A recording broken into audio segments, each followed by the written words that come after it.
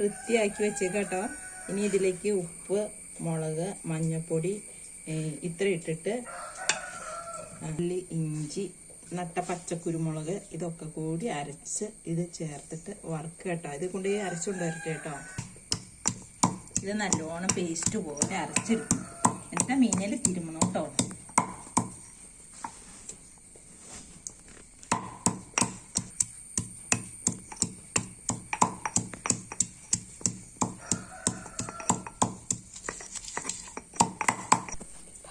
കണ്ടോ, അരച്ച പേസ്റ്റ് കൊണ്ടുവന്നിട്ടുണ്ട് കേട്ടോ.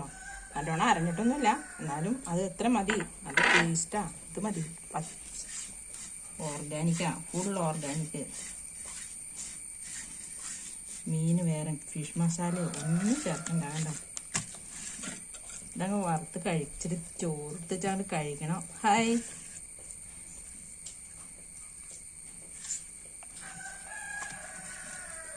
ഇനി 5 മിനിറ്റ് വരെ വച്ചേക്കണം കേട്ടോ.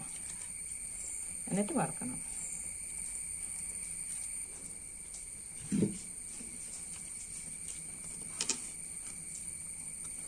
ഇതിന് 2-3 മിനിറ്റ് വരെ ഇരുന്നിട്ട് ഇത് വറുക്കണം.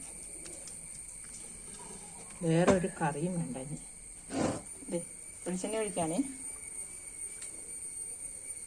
ഇത്ര മതി. ഇതിൽ നെയ്യുണ്ട് ശരിക്കും മീൻ. കേട്ടോ, ഇത്തിരി വെളുത്തുള്ളി ചതച്ചിടുക, 2 അല്ലി. അതിലേക്ക് 2 വേപ്പിലയും കൂടി ഇട്ടിട്ട്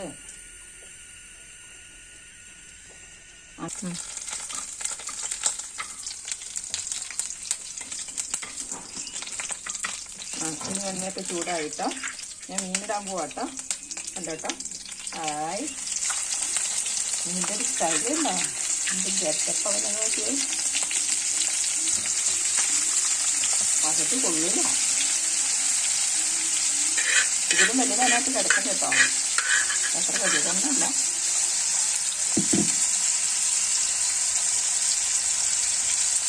നമ്മുടെ മീൻ അങ്ങനെ അടപ്പത്തിരുന്ന് പതുക്കെ വേവട്ടെ കേട്ടോ.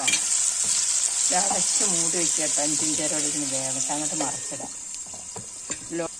പതുക്കെ വേവട്ടെ. ഇത് നമ്മൾ തുറക്കാൻ പോകട്ടോ. മീൻ മറച്ചിടാറായിട്ടുണ്ട്.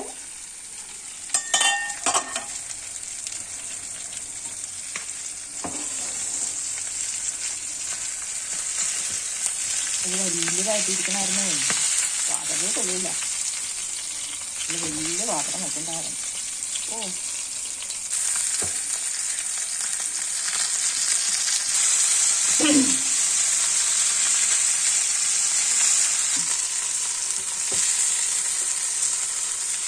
അഞ്ച് മിനിറ്റ് കഴിഞ്ഞ് 2-3 മിനിറ്റ് കഴിയുമ്പോൾ ഇത് ഓഫാക്കാം കേട്ടോ. ആയി വെന്ത് വലിപ്പടിയായിക്കോട്ടെ. പാത്രത്തിൽ കൊള്ളില്ലായിരുന്നു. ആ മീൻ അങ്ങനെ സുന്ദരകുട്ടനായിട്ടിരിക്കുകയാണ്.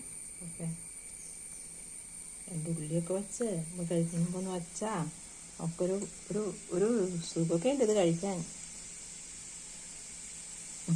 ഇത് പോരെ, മതി.